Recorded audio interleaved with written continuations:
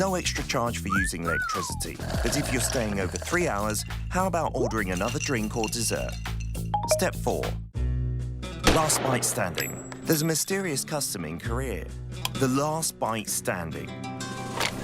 When there's about 1 bite left of that cake, nobody will go for it. You might be tempted, but don't be hasty. Right before you get up, take the last piece, saying that you simply can't waste food, or just leave it. It will save a few calories. Did you survive at the cafe? Did someone behind the counter catch your eye? Go for the same drink every single day. 오늘도 아이스말차 라떼 드실 거죠? You might make an impression.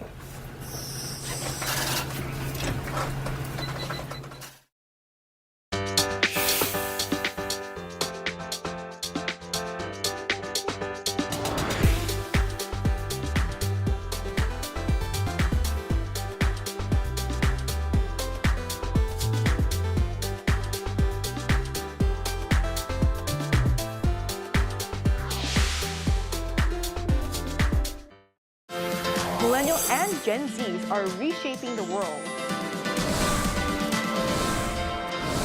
News generation shares their fresh perspectives on what's trending now. From global developments to everyday culture, we're diving into the stories that matter. This is News Generation.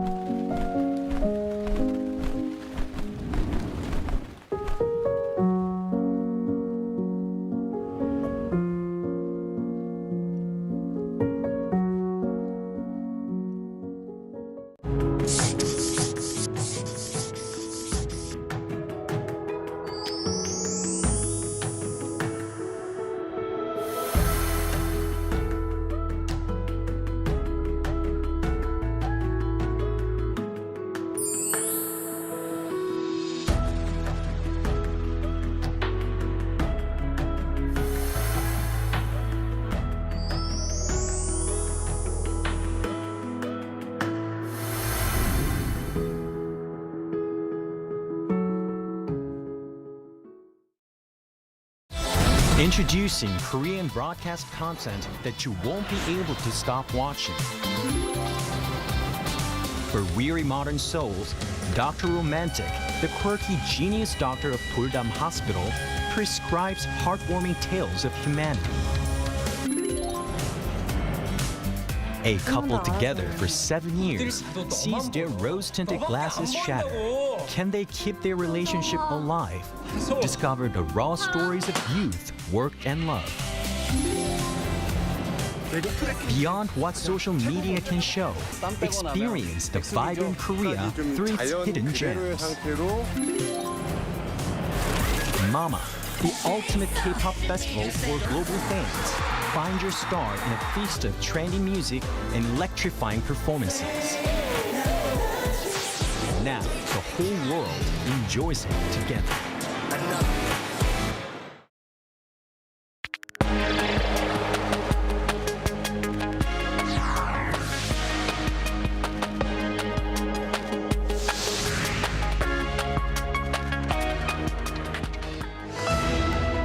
President Lee Jae-myung praised Korean athletes for their performance at the Winter Olympics, saying Team Korea's efforts brought inspiration and pride to the nation.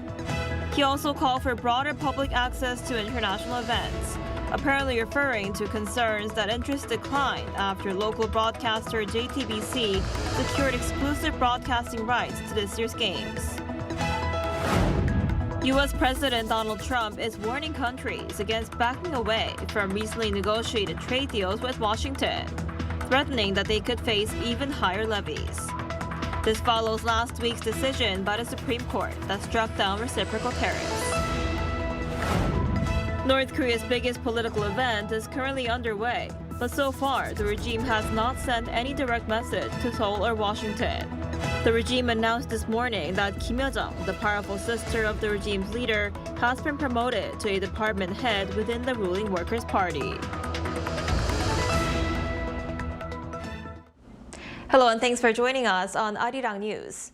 President Lee Jae-myung has thanked South Korean athletes and staff who took part in the 2026 Milan-Cortina Winter Olympics, saying they brought pride and inspiration to the nation. 우리 격려의 박수 한번 부탁드릴까요?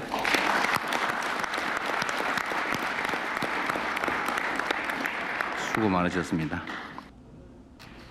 Speaking at a cabinet meeting on Tuesday, President Lee praised Team Korea's determination and resilience. He also called for measures to make it easier for the public to watch such international sporting events, noting that this year's Olympics did not generate the level of nationwide excitement seen in the past. Lee's remarks appear to refer to cable network JTBC's exclusive domestic broadcast of the Games.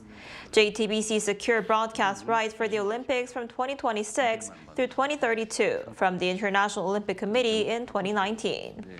However, negotiations to sub-license coverage to other Korean broadcasters ultimately collapsed, reportedly due to the high costs. And President Lee hosted his Brazilian counterpart for summit talks at the Blue House on Monday, where the two leaders agreed to elevate bilateral ties to a strategic partnership. Our correspondent Song Yoo-jin has the details. President Lee Jae-myung welcomed Brazilian President Luiz Inácio Lula da Silva to the Blue House on Monday with a warm embrace, reflecting their close personal rapport. Both leaders rose from humble beginnings, having worked as child laborers. Lula's three-day state visit, his first to South Korea in 21 years in what is his third term, began Sunday at Lee's invitation. The summit, their second meeting, opened with a lavish welcoming ceremony with Lula's motorcade escorted by honor guards and a traditional Korean marching band. President Lee and First Lady Kim Hae-kyung greeted the Brazilian first couple wearing outfits in blue, green, and yellow, the colors of Brazil's national flag. The two leaders agreed to elevate South Korea and Brazil's almost 7-decade-long diplomatic ties to a strategic partnership and adopt a 4-year action plan. 또한 식량 안보, 중소기업, 과학기술, 보건의료, 핵심 광물, 에너지 전환, 환경, 우주, 문화에 이르기까지 우리 양국은 광범위한 분야로 양자 협력을 제도화해 나갈 것입니다. I am very pleased to establish this strategic partnership. The 2026 to 2029 Action Plan will serve as an important roadmap for strengthening cooperation between our two countries. Economic cooperation was at the center of the talks. Trade between the two countries has exceeded $10 billion annually for the past 5 years, with Brazil serving as South Korea's largest trading partner and investment destination in South America. To continue this momentum, Lee and Lula reaffirmed the importance of striking a trade agreement between South Korea and the Mercosur bloc of South American countries. 저는 한국과 남미 공동시장 간 무역협정 체결을 위한 협상을 조속히 재개할 필요가 있다는 점을 설명드렸고, 룰라 대통령께서도 무역협정 체결이 기묘한 과제라는 점에 깊이 공감하셨습니다.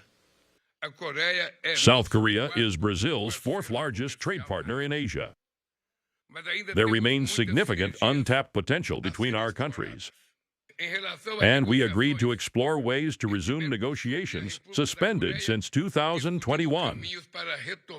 The summit was followed by the signing of 10 memorandums of understanding covering trade, technology, agriculture, and transnational crime. President Lula invited President Yi to the In Defense of Democracy Summit in Spain this April, as well as to Brazil in the near future. With both leaders showing a strong will to deepen ties, a third summit between the two appears very likely. 송유진, Arirang News. And First Lady Kim Hae-kyung hosted her Brazilian counterpart, Janza Lula da Silva, on the sidelines of the country's leaders' summit. She presented Lula da Silva with a hanbok made from a fabric they chose together over the weekend at a traditional market in Seoul. The Brazilian First Lady expressed her gratitude as she praised the beauty of the Korean traditional attire. The two First Ladies have also visited a special museum exhibition in Seoul, showcasing Korea's traditional craft making, featuring ornaments called norige, lacquer products, and unique dresses. U.S. President Donald Trump is warning of even higher tariffs after the Supreme Court struck down much of his earlier trade agenda, throwing global deals into uncertainty. The comments come as the president is set to defend his policies in his first State of the Union address of his second term. Our Lee-seung-jae has more. U.S. President Donald Trump has warned that countries attempting to play games with recent trade agreements could face even higher tariffs following a Supreme Court ruling that struck down many of his sweeping global levies. Last week, the court blocked the bulk of tariffs Trump imposed under the 1977 International Emergency Economic Powers Act, saying the law did not authorize the president to enact such measures. The ruling has created uncertainty worldwide as governments reassess the status of trade deals negotiated in response to those tariffs. In response, Trump announced a new global tariff initially set at 10%, but which he said would increase to 15% using a different legal authority. The new measure, with some exemptions, is scheduled to take effect on Tuesday. The European Union suspended the ratification of a trade deal reached over the summer on Monday, while India announced it would postpone talks aimed at finalizing a recent agreement. On social media, Trump cautioned that any country seeking to use the court's decision to retreat from prior commitments would face steeper tariffs than previously agreed. Meanwhile, President Trump is set to deliver the first State of the Union address of his second term Tuesday night before a joint session of Congress. The annual speech will outline his budget priorities, assess the economy, and set out key domestic and foreign policy goals. The address comes at a politically sensitive moment following the Supreme Court ruling in a recent shooting involving immigration enforcement officers in Minnesota. Observers expect Trump to double down on his hardline trade and immigration policies as he looks to energize supporters ahead of the November midterm elections. Lee-seung-jae, Arirang News. Perhaps you've heard of it. Interim Chief of Coupang Korea, Harold Rogers, appeared before the U.S. House of Representatives on Monday for a closed-door deposition amid controversy over a massive data breach. Rogers testified for about 7 hours before the House Judiciary Committee in Washington in a session that could lead to follow-up legislative action. On his way to testify, Rogers declined to answer reporters' questions about what he would say during the session or whether he had any messages for Korean consumers. After the testimony, Coupang's parent company, Coupang Inc., released a statement expressing concern over the situation and said its continuing efforts to seek a constructive resolution. South Korea has won a key round in its legal battle against U.S. hedge fund Elliott Investment Management over the 2015 merger of two Samsung affiliates. The dispute stems from a 2023 ruling by the Netherlands-based Permanent Court of Arbitration ordering Seoul to pay $107.8 million in damages and interest stemming from the controversial merger of Samsung C&T and Tail Industries. Elliott was a shareholder in Samsung C&T at the time of the 2015 merger. The government challenged the decision in London, arguing the tribunal lacked jurisdiction under the Korea-US Free Trade Agreement. Although Britain's High Court initially dismissed the case, the Court of Appeal later sided with Seoul and sent it back for review.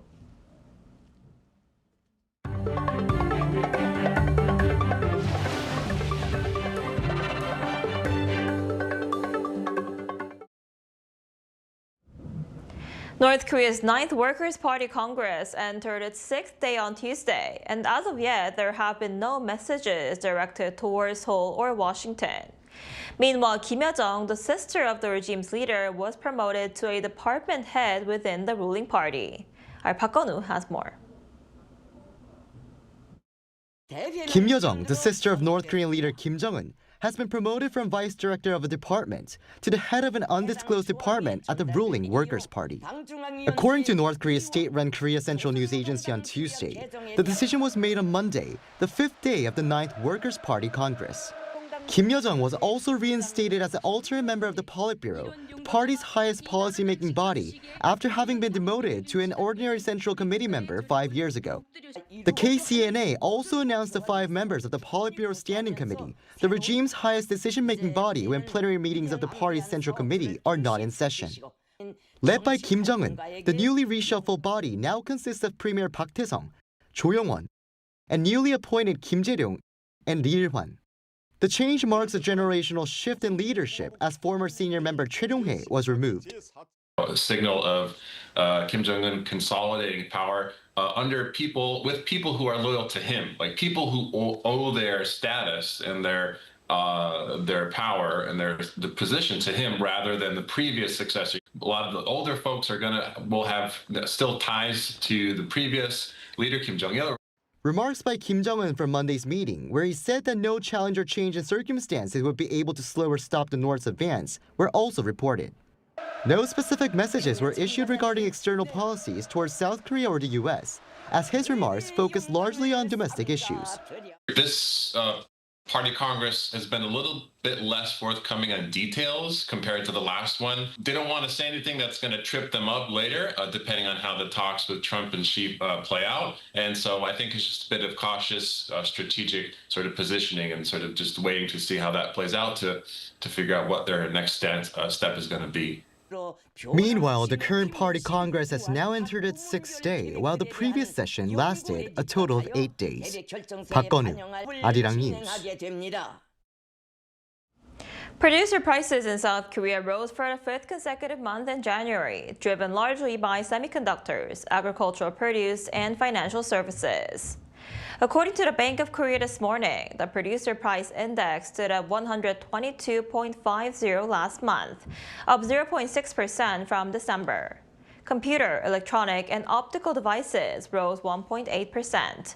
Notably, DRAM prices surged nearly 50%, while flash memory rose roughly 10%. Agricultural products saw a similar upward trend, led by sharp increases in fresh produce and livestock. Despite the rise, prices for the production of petroleum and diesel fell around 5%, bringing the overall average down. The central bank noted that consumer goods prices actually fell for the first time in 8 months, suggesting the effect on consumer inflation remains to be seen.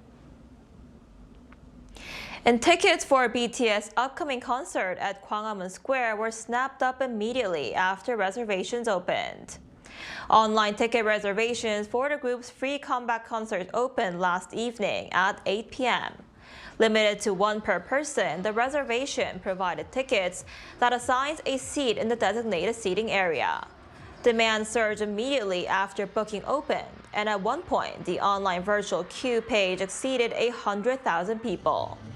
The concert, set to take place on March 21st, marks the group's first comeback in more than 3.5 years, and coincides with the release of the band's 5th studio album, Arirang, on March 20th. An unmanned firefighting robot was deployed for the first time in South Korea at the scene of a factory fire in Chungcheongbuk-do province, helping to extinguish the blaze. Our Choi In-kyung has more. Amid towering red flames rising between buildings, a vehicle moves forward, spraying water through a high-pressure hose. The vehicle is an unmanned firefighting robot sent into the blaze instead of firefighters. This is the first time a firefighting robot has been deployed to a fire scene. 2 robots were deployed to the Eumseong fire. Robots assisted in suppression efforts in zones too dangerous for firefighters to enter because of collapse risks and extreme temperatures. Robots did enter zones we couldn't get to. We believe there have been some achievements made. The robot can be controlled remotely, but is also capable of autonomous navigation. It keeps its equipment cool in high-temperature environments through a self-protection spray system. It is also equipped with various advanced features, including high-temperature resistant, independently driven wheels. The unmanned firefighting robot was developed through a collaboration between the National Fire Agency and Hyundai Motor Company. The agency plans to routinely deploy the robots based on the results of their on-site operations starting next year. 차윤경, 아리랑 뉴스.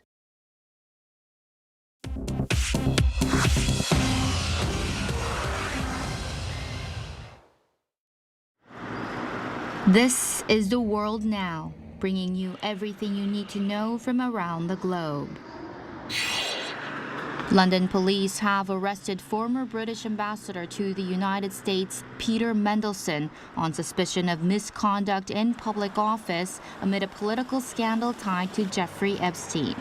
Officers took the 72-year-old to a police station on Monday for questioning. 2 properties linked to Mandelson were searched earlier this month. The investigation comes after the U.S. Justice Department released emails in late January showing Mandelson's relationship with Epstein was closer than previously known. The emails indicated he shared information with Epstein while serving as a government minister in 2009. UK Prime Minister Keir Starmer, who faces mounting scrutiny over Mandelson's appointment as ambassador to the U.S., has said Mandelson misled officials during the vetting process. Mexican security forces are still battling cartel gunmen amid retaliatory violence a day after the army killed drug lord El Mencho. Authorities say more than 70 people died in the attempt to capture the cartel leader and in the violence that followed. The toll includes 25 members of the Mexican National Guard, along with suspected cartel fighters and other victims. In retaliation for the death of El Mencho, cartel members erected more than 250 roadblocks across 20 states, set vehicles on fire, and launched attacks on security forces. Mexican officials say they have cleared the blockades, but operations continue as the country braces for further violence. A monster blizzard has brought parts of the U.S. Northeast to a near standstill, dumping more than a foot of snow and shutting down schools, roads, and airports. By 8 a.m. local time on Monday, New York City's Central Park recorded more than 15 inches of snow. Officials warned of more snowfall through the afternoon, with strong winds creating dangerous conditions. Flight tracking data showed more than 5,700 cancellations by Monday morning, disrupting travel at JFK, LaGuardia, Logan, and Newark airports. 7 governors have declared emergencies. New Jersey has suspended statewide rail and bus services, and officials have urged residents to stay off the roads. Activists placed a framed photograph of Andrew Mountbatten Windsor inside the Louvre Museum in Paris on Sunday, days after his arrest. The image taken by a Reuters photographer shows Andrew sitting in a car as he left a police station on the day of his arrest last week on suspicions of misconduct in public office over his links to Jeffrey Epstein. Activists attached a label beneath the photo reading, quote, "He's sweating now 2026. The anti-billionaire group Everyone Hates Elon were behind the stunt. They said they wanted to send a message that the former royal should face justice. Louvre staff removed the photo after about 15 minutes. Chu Ji-hyun, Arirang News.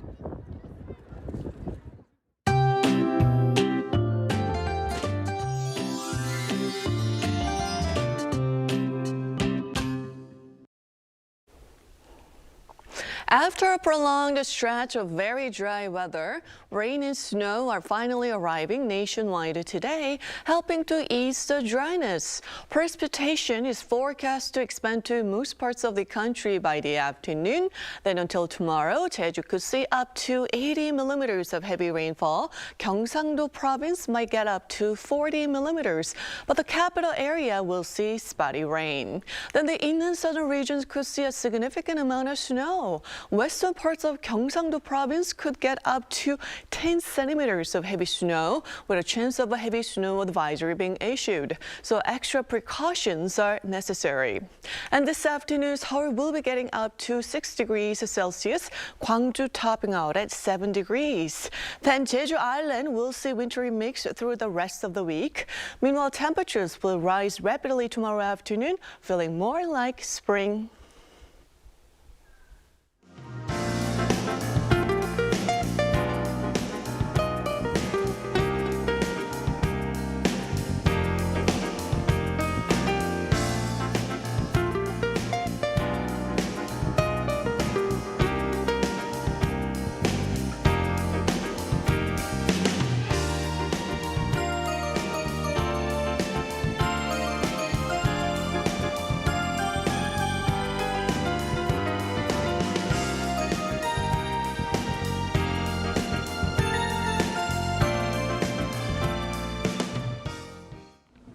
That's all we have for today's noon edition of Arirang News. Thank you for watching. We'll be back at 5 p.m. Korea time. Stay tuned.